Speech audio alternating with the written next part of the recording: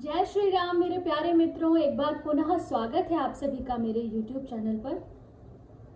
मेरा नाम प्रियंका है और इस चैनल की जो शुरुआत की थी वो मैंने कुछ लाइव मेंटरिंग वीडियोस बनाकर की थी। फिर उसके बाद श्रीमद् भगवद गीता का पूरा पाठ मैंने किया जिसके वीडियोस मेरे चैनल पर हैं।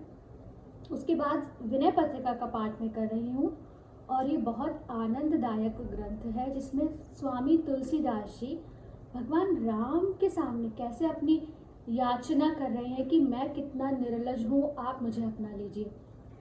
मेरा आपसे विनम्र आग्रह है, निवेदन है कि आप इन वीडियोस को देखें और इनके बारे में अपनी राय प्रस्तुत करें।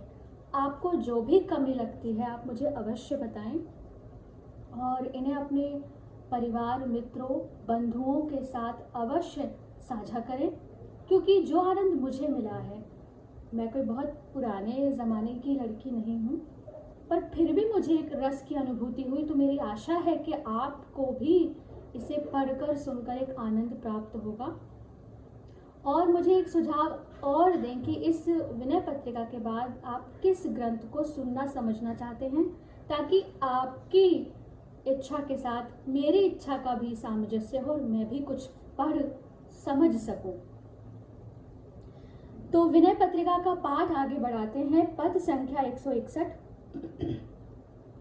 तो सो प्रभु जो पे कहूं को हो तो सही निपट निरादर निस दिन रटी लटी ऐसो घटी को। तो तुलसीदास जी भगवान को उल्हाना दे रहे हैं कि यदि तुझ सरीखा कहीं कोई दूसरा समर्थ स्वामी होता तो भला ऐसा कौन शूद्र था जो निपट ही निरादर सहकर और दिन रात तेरा नाम रट रट कर दुबला होता।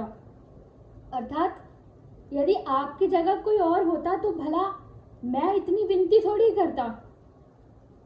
कृपा सुधा जल दान मांगिबो कहो सो साचनी सो। तो स्वाति स्नेह सलिल सुख चाहत चित चातक सो पोतो। इसका अर्थ है कि मैं जो तुझसे कृपा रूपी अमृत जल मांग रहा हूँ वह सचमुच ही निराला है। मेरा चित्त रूपी चातक का बच्चा प्रेम रूपी स्वाति नक्षत्र का आनंद रूपी जल चाहता है। अर्थात जो मेरा चित्त है, जो मेरी चेतना है, वो चातक के पक्षी के समान है।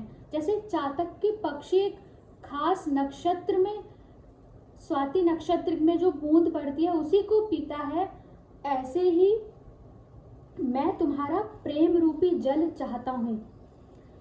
आगे लिखते हैं। काल करम बस मन कुमनोरथ कबहु कबहु कुछ भोतो। जो मुद में बसी मीन बारी तजी पुछरी भभरी लेत गोतो। काल और कर्म के प्रभाव से यदि कभी कभी मन में कोई बुरी कामना आ जाती है और जिससे तेरी ओर से चित्त हटने लगता है, तो वह ऐसा ही है जैसे आनंद से जल में रहती हुई मछली कभी कभी उछलकर फिर घबराकर उसी में गोता लगा जाती है। जैसे मछली जल में होती है और जब जल से उछलती है तो जल से दूर होकर वो वियोग में तड़प जाती है और फिर डूब के गोता लगाती है। तो ऐसा ही, क्योंकि मछली को क्षण भर का जल का वियोग सहन नहीं होता, वैसे ही मेरा चित्त भी तेरे प्रेम जल से अलग होने पर घबरा जाता है। वास्तव में ऐसा ही है। सुंदर कांड में भी लिखा है ना कि वास्तविक विपत्ति तो वही है जब भगवान से विमुख होता है प्राणी और फिर तेरे ही लिए चेष्टा करता है।